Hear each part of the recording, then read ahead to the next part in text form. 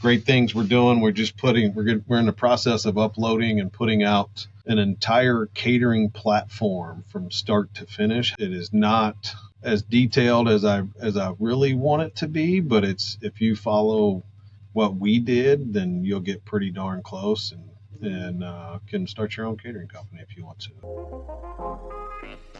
Welcome to Whisking It All with your host, Angela Esposito, co-founder of Whisk.ai, a food and beverage intelligence platform. We're going to be interviewing hospitality professionals around the world to really understand how they do what they do. Welcome to another episode of Whisking It All. We're here today with Charlie Eblen, the founder and owner of Singletree Barbecue. Charlie, thank you for being here. Man, thanks for having me. I appreciate it, Angelo. I'm happy to be here today. Yeah, I'm excited to have you on. I know we have quite a few mutual connections that I noticed on LinkedIn, and I kind of got curious, so I started checking your story, and we'll get into all that. But I saw, as a restaurateur, you got a podcast. I'm like, okay, this is super cool. I got to pick this guy's brain, and he's got to share some of this knowledge with our listeners. But maybe as a place to just start to set the stage, what is Singletree Barbecue? So Singletree Barbecue is a company that we started right in the middle of a pandemic. So I was a vice president for a restaurant chain, and I had the Southeast, and it was all over the place, and from Missouri to Florida to Virginia, all over. And my wife came to me in the middle of all of this when pandemic hit, and I lost my job, and pretty much told me that I needed to stop depending on everybody else and start depending on myself. So we decided to open a brand, a company, food truck catering company, and we named it Singletree simply because of my grandfather. He was a 27-year Army veteran, attorney, federal judge, president of the 4-H club, Shriner, Mason, you name it. The man was involved in just about everything. He always wanted to have a restaurant, never opened one. So I thought, what better way to honor his legacy than to name our company after who he was and what he stood for in the farm and just kind of where I became me, right? That's awesome. So Singletree it was, and the rest is kind of history. We've been kicking away ever since. So running almost 3 years strong now. So that's awesome. I mean, I got to ask, because obviously I'm sure our listeners are thinking, what encouraged you? Like, obviously, losing a job was probably some encouragement, but to start a restaurant in the middle of the 2020, in the middle of COVID, probably stressful. Opening a restaurant anytime is stressful, but I think middle of COVID is extra stressful. Yeah. So what kind of gave you that confidence to be like, hey, I'm doing this? So I've been in the restaurant business all of my life, except for 5 years I was in the Army. I've done everything there is to do in the restaurant business, from run companies to wash dishes to take the trash out to cook the steaks and smoke the barbecue and all of the things, right? So just like all of the other executives in the restaurant hospitality industry, I was nobody special.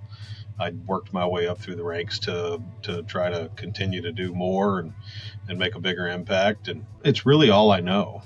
From a business standpoint, I'm comfortable in it. And I thought I knew a lot more than I did. Opening your own restaurant brand will really change your mind on how much you know and how much you don't know. When I lost my job in October of 2020, and I was allowed to stay on the company through Thanksgiving, December that year is when I realized, look, I'm not going to be, it was probably earlier than that. It was probably middle of November, but I'm not going to be able to start this company that I'm thinking about doing and do it all without having a job. Right. And I'm sitting in my office one day, and my wife walks in and she says, "So what are we going to do?" And I'm like, "I don't know." I'm calling all my friends, all my C-suite executive buddies, and saying, "Hey, who needs a VP? Who needs a dishwasher? Who needs what do you need? I'm there for you." Right. And I got the same response from everybody. It was, hey, look, man, we love you, but we're in the middle of a pandemic. We're not Right. hiring Right. anybody. So yeah. So I'm telling my wife this one day, and she said, just, look, why don't we just do our own thing? Why don't you, stop depending on everybody else? It's what you love to do. It's what you've done your whole life. You know how to do it. Let's just move forward, and why don't we start a food truck? So I was like, honey, you know how expensive that is? Like, that's crazy. We don't want to spend everything we got to start a company, do we? Long story short, I get on the whole interwebs and start looking around, and I found a food truck a trailer that I could buy for about 20 grand. I didn't realize it didn't have anything in it, but I could buy the trailer for 20 grand. So about a week goes by. I had posted it on Facebook, and I had gotten blown up from 9 billion people. Hey, you need to start this company, man. This is great. We would love to support you. Your food's awesome. Okay, great. Well, that's great when your buddies are telling you that, right? But right. You can't you can't retire off of what your buddies tell you. Yeah. So, I still had reservations, and I had a good friend of mine call me and say, "Hey, are you serious about this? I'm looking to invest into something and do something on the side." And so I was like, "Yeah, I'm pretty serious." So one thing led to another. We had some pretty serious business conversations around the whole project, and Singletree was born out of drinking a couple of scotches and trying to figure out how we were going to make it happen. So that's awesome. And then next thing I know, we got a 30-foot trailer with an observation deck and a big smoker on the back and TVs and this, that, and the other, and we're hitting the ground running, rocking and rolling. So we got it up. Awesome. And I think it was in April of 21 when we really had the food truck trailer rocking and rolling and going out 4 or 5 days a week. And then it's been a rocket ship ever since. Around every corner has been something bigger and newer and exciting and fun. And, it's been a blast. That's really cool.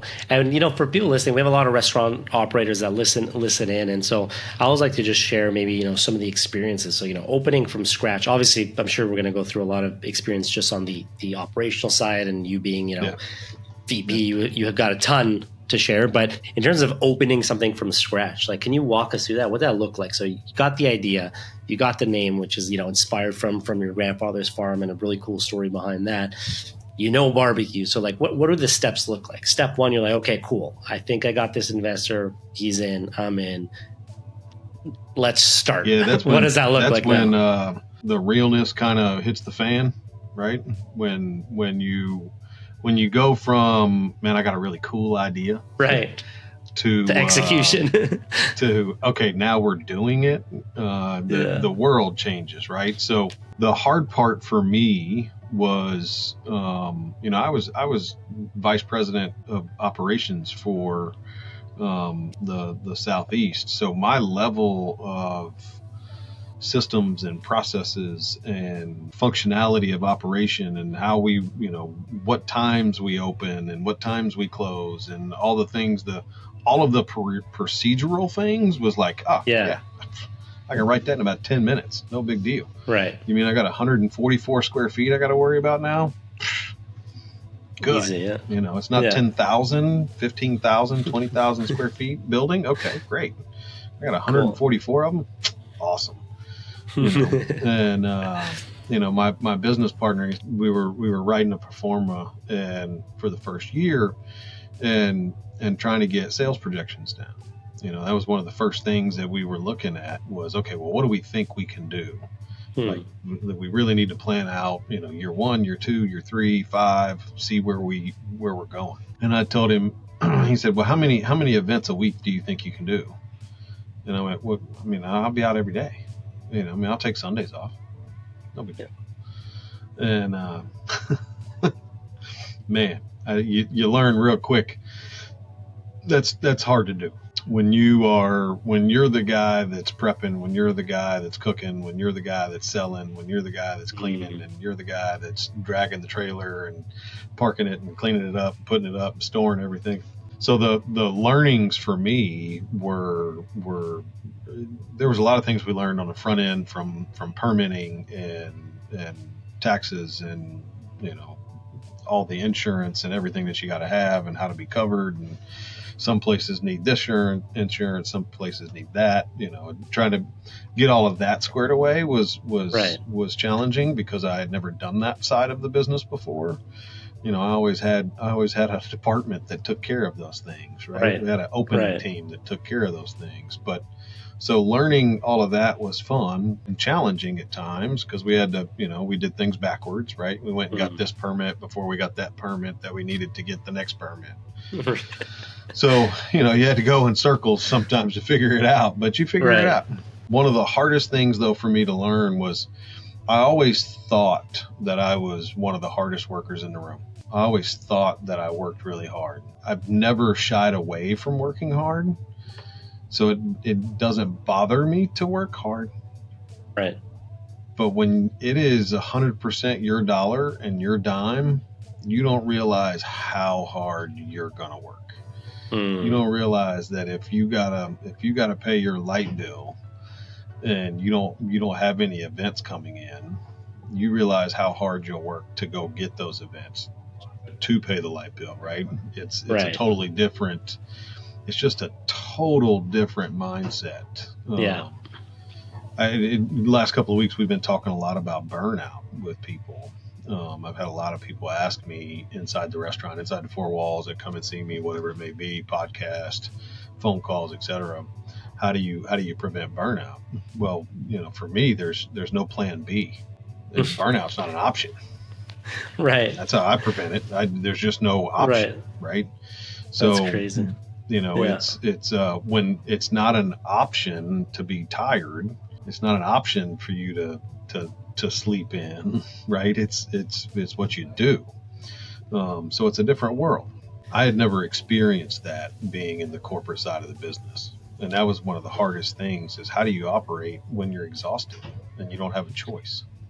It's different, well said. Right? It is different. And it's funny because when, obviously, entrepreneur myself and behind Whisk, but even prior to Whisk, I had other, tech related companies in the hospitality space. And I remember in the earlier days, when I was in my early 20s, I'd have friends, that just got their first corporate job, and they'd all say similar things like, "Oh, you're so lucky. Like, you're so lucky you can make your own hours." And in my head, I'm like, you guys don't get it. Like, you guys are so lucky you have a 9 to 5, because it's like your own hours basically just means 7 days a week, as long as you can stay awake, And so it's funny, but it's a mindset. Yeah, I came into the restaurant yesterday, and I didn't get here until, I think it was like 1:30 maybe. And I got a little girl in the back named Emma that works for me, and she's worked for me since we opened the restaurant. And I love Emma to death, and she was just playing, but it was funny how she looked at me and she goes, "Oh, you sleep in today?" 1:30. Yeah. That's what I've been doing. I've been sleeping. Forget the last 6 hours of phone calls I've been on nonstop. Don't worry about that. But that's funny. I've been laying down in the bed. That's what I've been. Yeah. That's funny. Yeah, that's awesome. It's a different world. Yeah, no, I hear you. You said it best. It's a totally different mindset to work for someone, even if you're a hard worker. But like, once it's your own baby, it's a different mindset. And I'd love to hear from you, right? Like, you come up with this awesome name. You got experience in the industry. You got experience in the barbecue world. So, what do you guys do to kind of first start attracting customers, right? So you got the name, you understand the operational side. Now you're getting close to opening time. What are you guys doing to be like, all right, how are we going to get the word out, the brand out? Like, I'm curious to hear some tactics or tips you may have. It's really a funny story. We were probably doing, 4 or 5 events a week, scraping around, getting every event that nobody else wanted because we were the new guys on the block, right? Right. We weren't charging minimums, so I would go anywhere. I didn't care, Right. And I kept getting the question over and over again. Well, what's your minimum sales that you have to do? I don't know, $50. Like, pay for the fuel to get there. We're good, right? And I just didn't know. We start doing all these events, and I'm thinking we're killing it. And then I'm at some of these. I'm finally getting into some of these events, and the biggest thing that I did from day one was I said that I was not going to sell anything other than the perfect plate of barbecue. And I went to an event, and I'll never forget it. I went to an event with my business partner, and we pull in, and I think I had like 6 or 7 briskets. We had a whole bunch of pork and ribs and all the other stuff as well, but I think I had 6 or 7 briskets, and I pulled them off the smoker that morning, put them in the hot box, let them rest.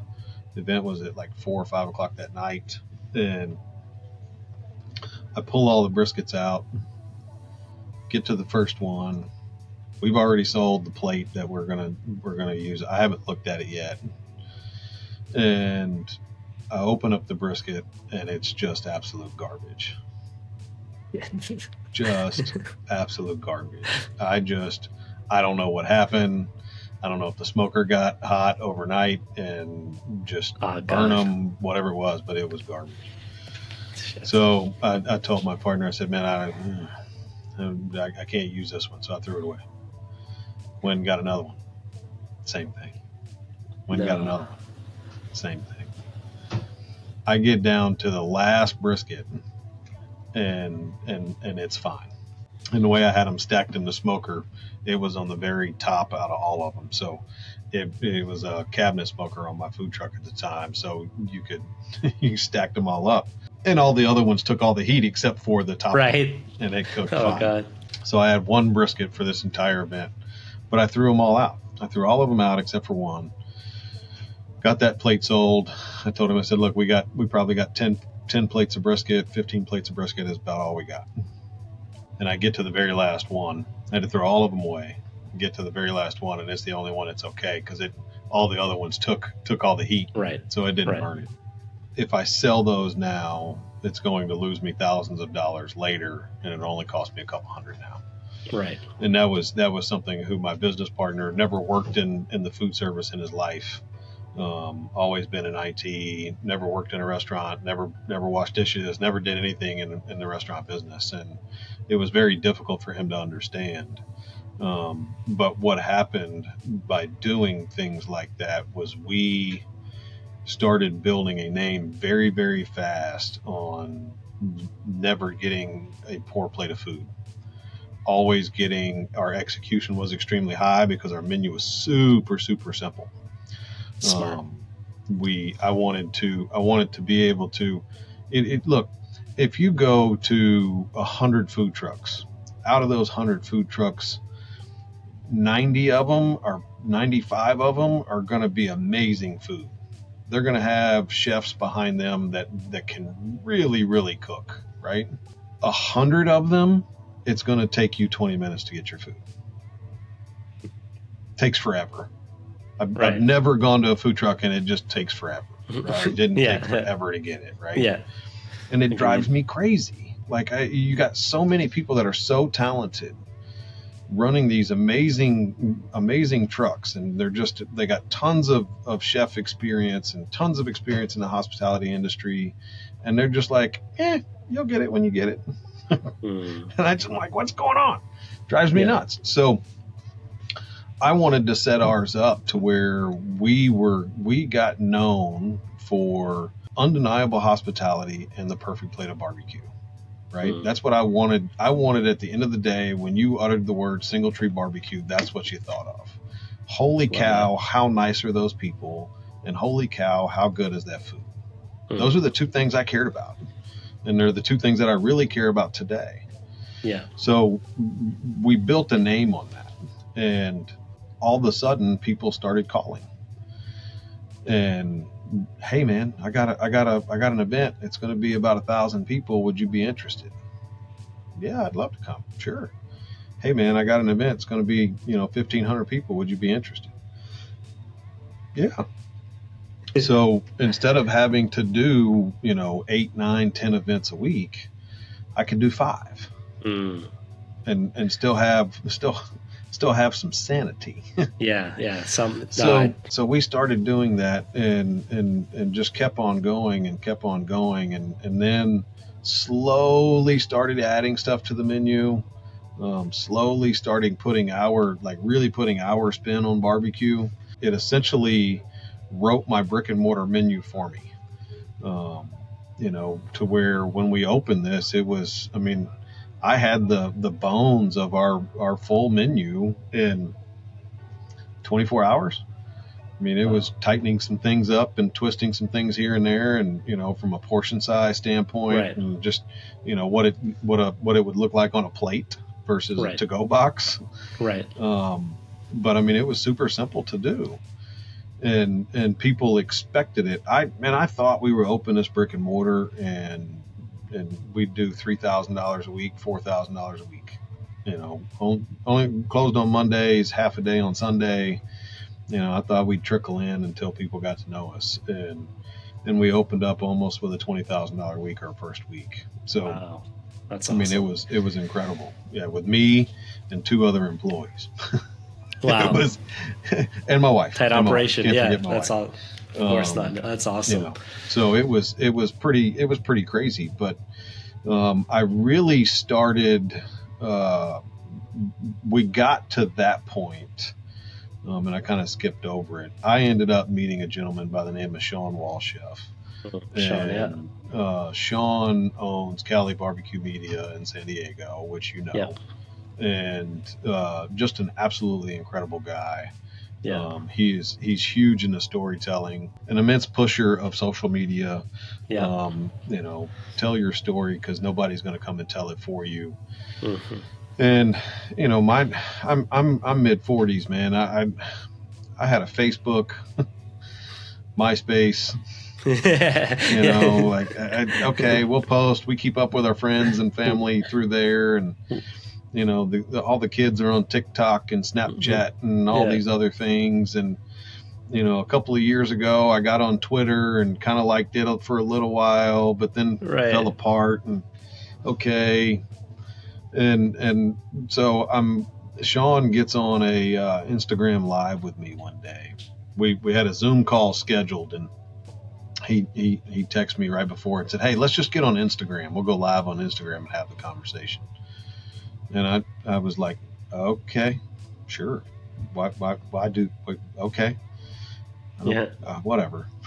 So I get on Instagram and we're talking and I just felt really awkward that I'm having this conversation with a guy about business, and he's like, "Hey, man, you can ask me any question you want. What do you got? I know you're building a barbecue restaurant and all these things. Like, what are you doing? Tell me your story." And so we had a whole 30-minute conversation, and I said, "Well, what do you think the difference maker for you was?" And he said, he essentially told me he got over himself and started, making videos and putting it on social media. Wow. And I was like, "Oh, okay." And I didn't realize at the time that how awkward I really felt when I was holding my phone up to me and trying to record myself. I knew it felt weird, but I didn't really think much about it. But the more that I did it, the more comfortable I got with it, the better my content got, the more content that I got, and the more of a following that we created. And I started getting messages from people, started doing more podcasts, got on the local news, created my own podcast, which was insane to begin with to start there. But we really, I really saw how technology and social media and all of that is really blending with the hospitality industry, and how there's ways that we can do things and use the technology around us to not only provide hospitality, but make our hospitality better, and really use the tools to make our guest experience even that better. And I was one of the only food trucks that was really thinking about the business that way. There was not a lot of food trucks that really think about their hospitality. They're thinking about how can they get the food out faster. Right. And they don't really think about, okay, well, yeah, these people got their food. Well, what are you doing after that? Do you talk to them? Do you check on their food? Or you just let them walk off? And, I'm walking out of my food truck after we get caught up and going, hey man, how'd you like your brisket sandwich? Oh, it was great. Oh, hey, how'd you like that redneck taco? Oh, it's great. Oh, well, thank you. I really appreciate you guys coming to see us. And I mean, I had event coordinators asking me why I wasn't inside my food truck. And I said, well, I'm checking on the guest. Yeah. And they would go, what do you mean? I had a brewery owner tell me that I didn't have to come help him bus tables. And I said, well, it's my food. Yeah. He goes, that's funny. Nobody's ever done it before. I said, well, wow. Yeah, but these guests they came to see you, sure. But some of them came to see me. You just have to be a benefit. And, so it was really interesting. One of my first ever employees thought I was absolutely crazy when I told her she had to come out of the food truck and go bust the tables inside the brewery. She thought I was nuts.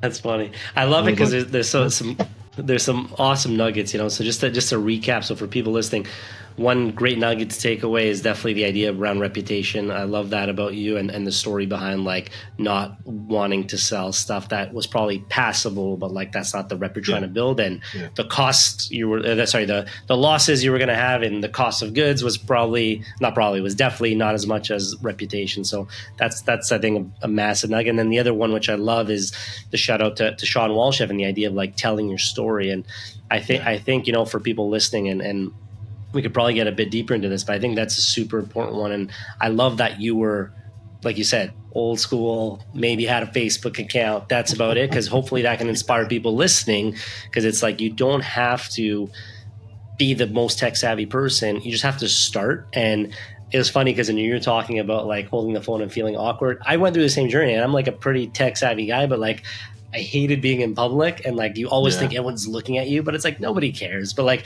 I'd like cringe at myself when I would like pick up my phone and record. And it's one of those things where for people listening, my advice is it's just reps. The more you do it, it just gets a bit less awkward and less awkward, and then eventually you're like, okay, it's doable now. But it's like you just got to do it. You just got to start.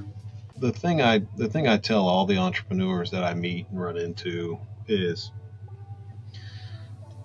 people enjoy you being awkward. They do, because they understand how awkward it is.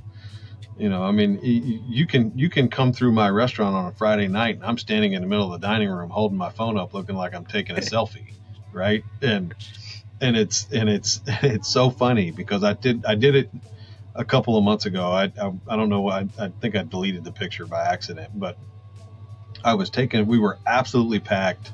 I had like 20, 30 people at the front door, and my restaurant's not big. I have 67 seats. We're 1,800 square feet. It's not a very large place. So when you start stacking up at the front door, it really gets crammed, right? Right. And and I'm standing kind of back by the bar area, and I'm taking a selfie just to kind of post to my stories and say, y'all better hurry up and get down here. We're about to run out. And people at the front door are pointing at me, laughing, like literally, like they're pointing and laughing at me as I'm doing it.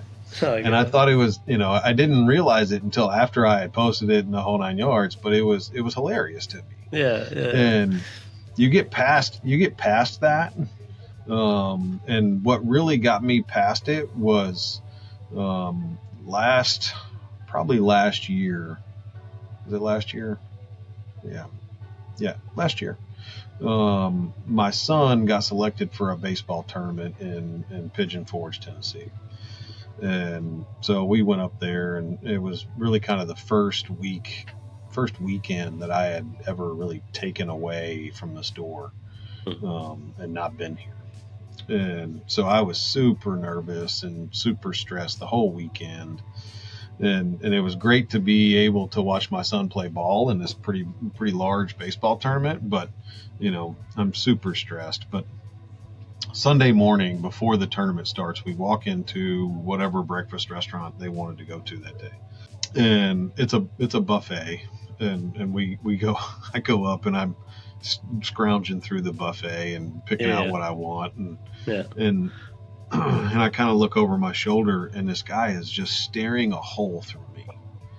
I mean, an absolute hole through me. And I'm like, okay, all right. So I turn back around, I finish getting my stuff, and I start walking back over to my table. And I get about 10 feet away from my table, and he goes, "Aren't you Charlie?" "Yes, sir." "I'm 3 hours away from home." Right. And I got somebody calling my name out in the middle of a restaurant. And he goes, "Buddy, I got to tell you, you got the best damn brisket I've ever had in my life." Wow. 3 hours away. And I was like, I was just kind of blown away. One that he loved my food, right? That made me extremely happy. Right. But then even more so that I got nothing Singletree on. I'm decked out in all baseball gear, ready to go to a baseball tournament. And this guy recognized who I was and took the time to say awesome. Thank you for what I do, right? So it just kind of reaffirms. He was like, "Man, I love watching." We talked for a couple minutes, and a super nice guy, but he was like, "Man, I love watching what you're doing, how your brand's growing. I've been following you since you had your food truck, and and all the things that you've done and the impact you're making in the veteran community and just in our community in general. It's amazing. We appreciate you."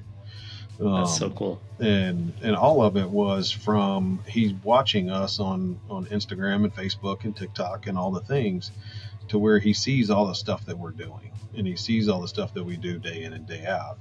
And he's a supporter of not just my food, but the brand and what the brand stands for, and how we're trying to make an impact and make the world a better place every single day. Right. And that's awesome. It's incredible.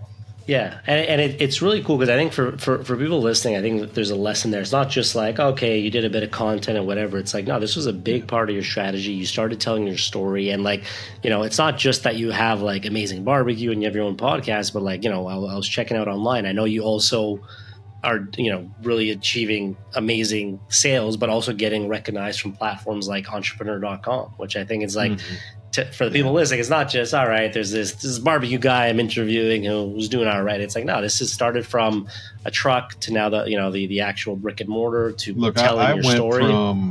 I went from November of 2020 buying a little small smoker to fit in my backyard and smoke turkeys for the holidays, trying to figure out how I was going to pay my bills, to now I have a food truck, a brick and mortar, a podcast. I was just selected to be a customer advisory board member for Toast, awesome. Our POS system. I'm one of 2 barbecue guys that were selected to be a part of this awesome. Board for a publicly traded company, right? Yeah. We've been on entrepreneur.com. I've been on every local news station multiple times. I was on Channel 2 a couple of weeks ago, right? We have our own podcast. Yeah, it's great, and I love it. But that's to tell stories and highlight other people just as much as it is my brand. My co-host is a local high school teacher, teaches construction at the high school we graduated from. Super great guy, has some amazing things and very large impacts that he's making in people's lives. And look, at the end of the day, man, it all comes from being able to tell my story. If I didn't get over myself really and go tell my story, then we wouldn't be where we're at, and the people that we know wouldn't know where we are, who we are, and what we're trying to do. I tell people all the time that I'm trying to become the Nike of barbecue. And if you know anything about Phil Knight, he didn't set out to make running shoes. He wanted to be the street lights for the guys that ran at night, right? He wanted to make better equipment so people could train harder and longer. He wasn't trying to build this multi-billion-dollar brand. That happened once Michael Jordan came on. Right. It really didn't have anything to do with Phil Knight. Right. You know what I mean? I mean, Yeah. it's he was trying to impact his community, and he did so, and now he's able to impact his community, which is the entire world. Yeah. And it all comes from being able to tell a story about how this one kid who joined his company and helped him grow a brand. No, it makes sense. And I know community is a big part of your mission.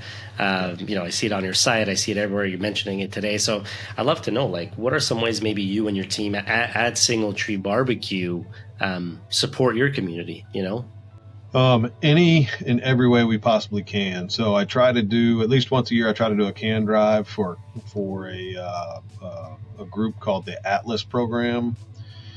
They help, there's over 900 children in Rutherford County that are homeless. Oh, wow.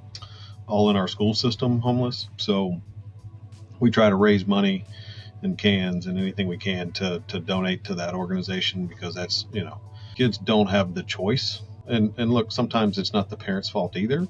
Circumstances happen, things happen, and you gotta adapt and overcome. And they're down on their luck during a certain period. So we try to help with that as much as we possibly can. I'm also a board member of a nonprofit called Minutes Wisely. Minutes Wisely is an organization that helps with the prevention of veteran suicide. I don't think there's enough people in this world that take the time to just say, "Hey, man, everything okay? Anything I can do for you?" Right. As a veteran, I know it's very, very difficult for us to raise our hands and say, "Hey, I need help." Whether you went to battle or not doesn't make a difference. The difference in the military world and the civilian world is very, very, very tough, and sometimes it's hard to come back and adapt. Because you're so used to certain disciplines and certain structures that you just don't have in the civilian world. Right. So that's a big part of who I am. We do a big event every year called the Veteran Barbecue Bash in September. I try to do it in and around September 11th to just kind of remember all the people that died for our freedoms. And so we do everything we can to raise money for local veterans for that specific event. We're heavily involved in youth sports.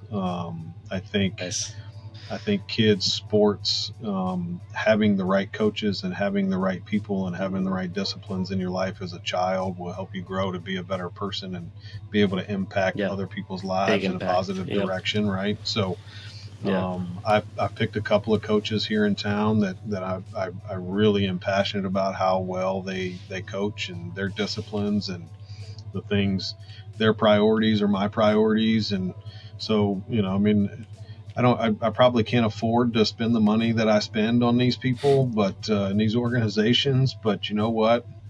I only got one life, and I'm going to make the largest impact I can possibly make on the people that are around me every single day, man. Love that. I'm a business owner, and I believe it's not a nice thing to do. It's a responsibility to make the community around me better, right? I love that. It takes a village to raise a child, and it takes a community to build a business. And if I'm not helping the community as much as I possibly can, how dare can I ask them to come spend their money with me? Wow. Well said. Well said. No, listen, it's good to hear everything you're doing. It's really amazing. So it's not just a tagline that says, we care about community. It's like you're actually doing it. And then I think that's awesome. Yeah.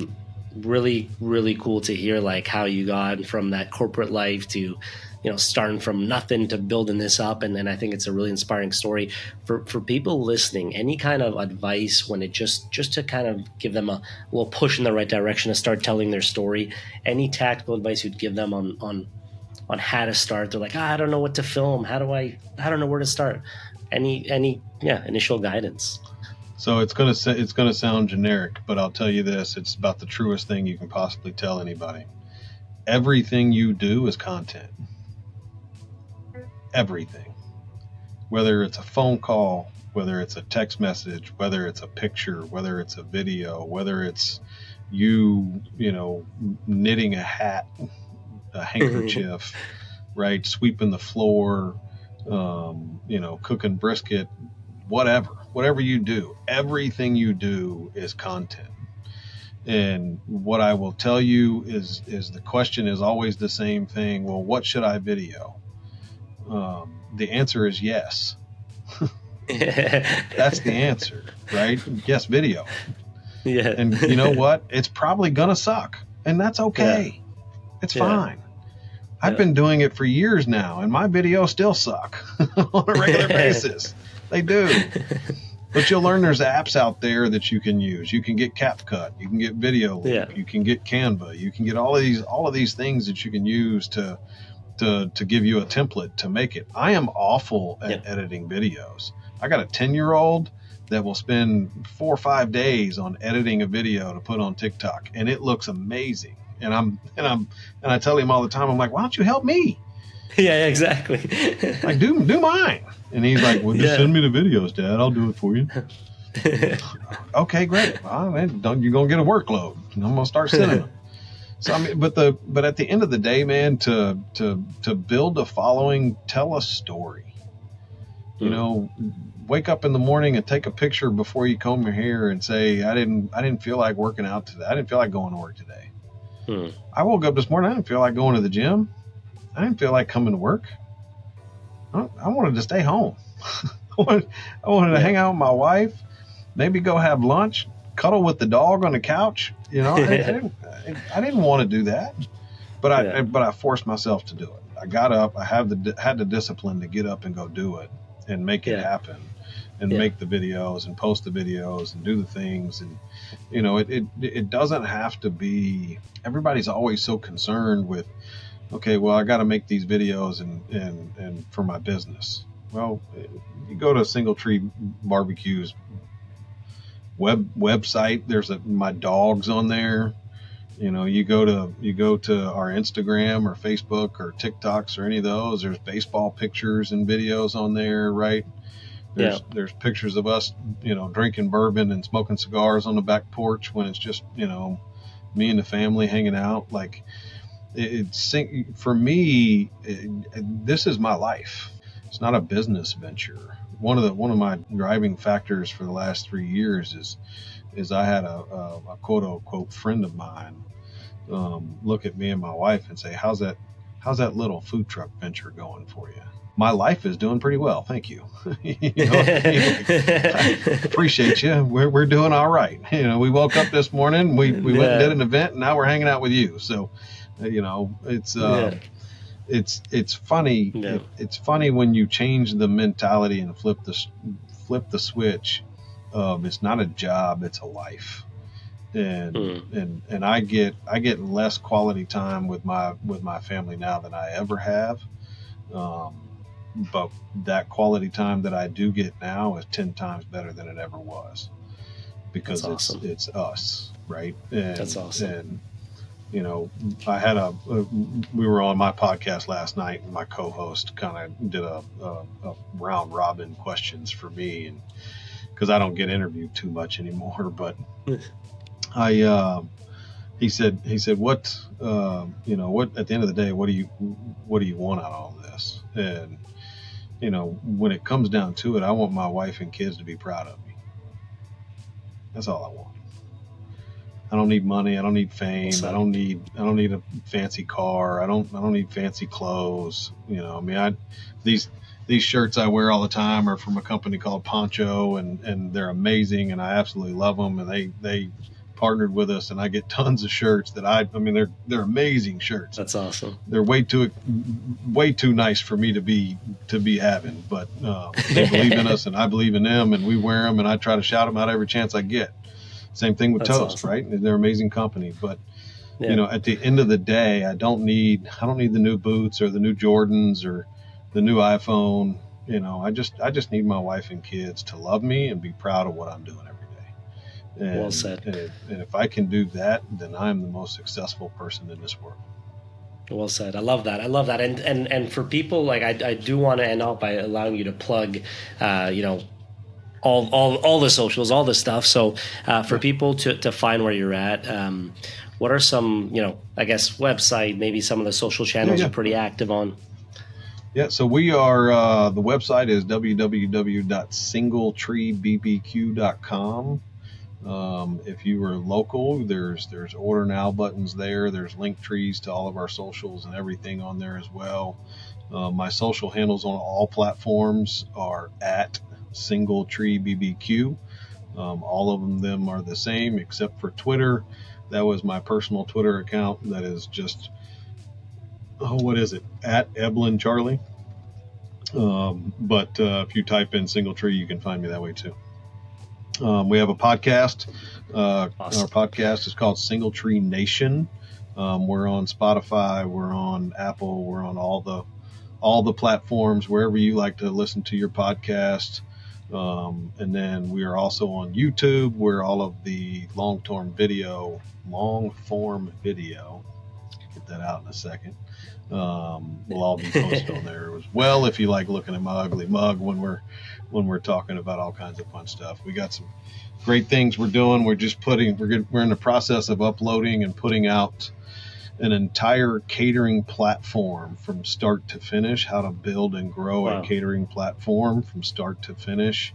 It is not as detailed as I really want it to be, but if you follow what we did, then you'll get pretty darn close and can start your own catering company if you want to. So we're trying our hardest to build in public and help everybody around us. So that's super cool. Got to put our money where our mouth is. I love that. And just on my end, I also wanted to shout out, because I know you talked about Toast once or twice, and we love Toast. We partner with Toast as well. Actually, we integrate with Toast, and we've been integrating, I think, for like maybe 5 years now. But recently, like a couple months back, we just kind of got reacquainted more on the marketing side of how to like push some stuff together, because we do well with does well with like full service restaurants and bars, and so. Yep. We kind of just got reacquainted on that side of things, and now we're doing a bit of co-marketing stuff. So all this to say, Toast, from what I've seen, is awesome, and the clients we have in common seem to be really happy. So it's really cool to be talking to someone who's on their customer advisory board, and really happy to have shared this time with you. I'm going to be putting all these links in same thing. This goes on Spotify, Apple, YouTube, etc. We'll be linking all your links so people can follow you and follow your journey. With that said, I think you have an awesome story from corporate world to restarting from humble beginnings to growing what you did today, being on entrepreneurial.com, really cool stuff. So Charlie Eblen, thank you for being here today, the founder of Singletree Barbecue. It was awesome to hear your story. I appreciate it, Angelo. Thanks for having me. And anytime, I'd love to come back. And if you get bored and you want to come hang out with us on Singletree Nation, let me know, okay? I would love that. I'd absolutely love that. Feel free to check out Whisk.ai for more resources and schedule a demo with one of our product specialists to see if it's a fit for you.